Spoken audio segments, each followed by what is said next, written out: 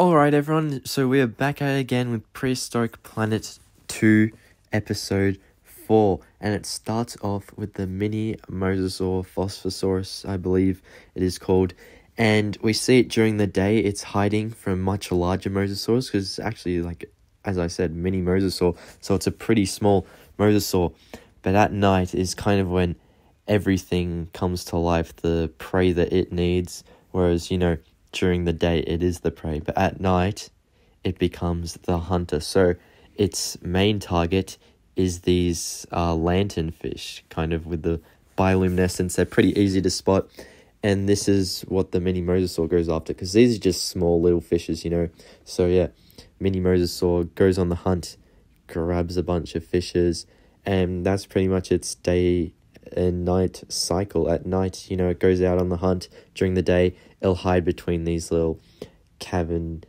creases, like little trenches in the ocean. So I think it was pretty cute to see this mini Mosasaur. There's a bit of variety in this episode, but I feel like they repeat a few creatures. Here is Hesperornis. I forgot if this was in the last one or not, but I feel like it was. And you can see it just catching a bunch of fish. So it's a birdie. It's not overly special in terms of like dinosaurs or aquatic reptiles, but I mean, it's cool to see different things. So here is Hesperornis, kind of a more wider shot. However, it is hunting these fish, right? But it soon becomes the prey. As you can see here, here's a better shot of it actually. Hesperornis out of the water. You can see all of its colours much better. I think it's got quite nice colouring, the yellow beak, and that grey is a very nice grey blue sort of colour that matches in with the ocean. But as I was saying, it soon becomes the hunted Aziphactinus. That's right, the X fish, the fish that starts with the letter X, comes in to attack, and it, eats all of those fish, all that, and has its fun doing that. I believe there's 3 Aziphactinus or something, probably even more, but eventually it decides it wants to hunt other things, and that is not only Hesperornis, but other smaller Aziphactinus. It's like, yeah, I'm done going after the birds and the fishes. I'm going to be a cannibal now and eat my own kind. So a bit weird, but I don't know what to think about, to be honest. Next up, we cut over to ammonite eggs. So those are the shelled sort of, creatures with the tentacle sort of things. And you can see a crab. The crab's not really that important. But yes, we have got eggs. However, we see, I believe this is our first appearance of Pyroraptor, a baby Pyroraptor nonetheless. We don't see an adult one. And it doesn't last for long. We basically just get this frame and the next frame up that I'm about to show. But it is still adorable. I can't remember. Was it in season 1? I really can't remember. I'm so sorry. But yes, this is the baby Pyroraptors, and they're, going after the eggs. So, if it hasn't appeared yet, I can't remember. I'm so sorry. I know it hasn't appeared this season, but if it hasn't, hopefully it does appear in season 5 as an adult, because for now, this is the baby version. Please correct me if I'm wrong in the comments. I feel like I'm wrong, but I feel like this is my first time seeing the Pyroraptor, although that patterning does feel very familiar, so I'm not overly sure. Oh, I don't know, taking a gamble, I'm saying it's new, hopefully, but then again, I feel like a 5-second cameo from Pyroraptor is a bit odd. But yes, we, after that's done, the very quick scene of Pyroraptor, in fact, I was talking about longer than it appeared in the show, actually, but yes, we have Mosasaurus, just regular Mosasaurus, and it is hunting Elasmosauruses. So these have come to feed on the fish, and Mosasaurus is just waiting down below, ready to catch its unsuspecting prey, I guess. And it tries to do that.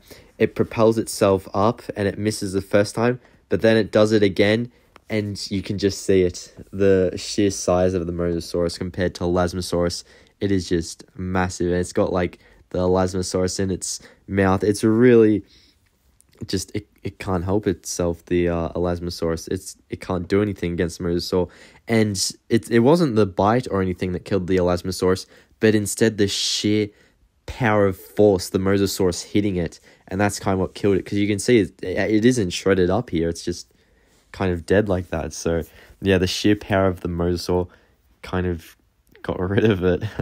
But next up, moving on, we see hatched ammonites, and most of them have died because they washed up on shore and the eggs hatched there. So, you know, I mean, they're underwater creatures and they can really only move underwater because they don't have legs. So luckily some did survive and they've managed to find the seabeds. And then we also see other families of ammonite sort of things. These are baculites, and or at least they're like very mini baculites, because later on we do see like much larger baculites. But here is a close-up of the ammonites. It's a bit weird looking, that skin. I know the eyes are a bit cute if you separate it from the body, I guess. I know the fleshy bit's a bit weird, but the shell on ammonite is like, you know, iconic. It's really cool. But yeah, as I was saying, here is the bigger baculites, as you can see. So that's really cool. We basically get to see whole range of, you know, nautilus type of creatures, all those shelled aquatic creatures here. There's one that looks like a paperclip. There's one that looks like it's eating its own shell. That's how far wrapped around itself it is. But yeah, here is like their population just flourishing. It looks beautiful, you know, the seagrass and just the amount of life there is in this picture.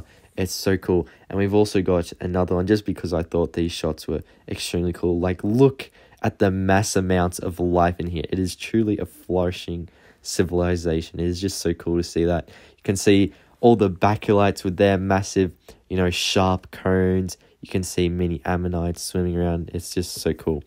And then we move on to the last creature we get to see of the show. That would be Orthinaria, I believe it was pronounced, I think.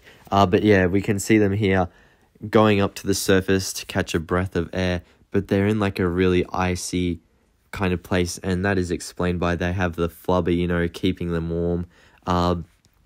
So yeah, we see a bunch of them breach the surface. There's like 5 in one area. And they basically have to guide their babies underneath the ice caps, make sure they don't drown in anything. And they're all safe, don't worry. But yeah, these are the last creatures we see. And they use their sieve teeth to filter out sand, because there's a bunch of just creatures in the sand. And those are bigger than the sand, so the sand falls out of their mouth through their sieve teeth. And they kind of just eat away through the creatures in the ground. But yeah, that is kind of how the episode ends. You know, mother and baby together, they go back up to the surface and it zooms out. But yeah, I hope you guys enjoyed the video. Make sure to like, comment, and subscribe. Final episode will be tomorrow. Get hyped, and I'll see you all later. Bye, everyone.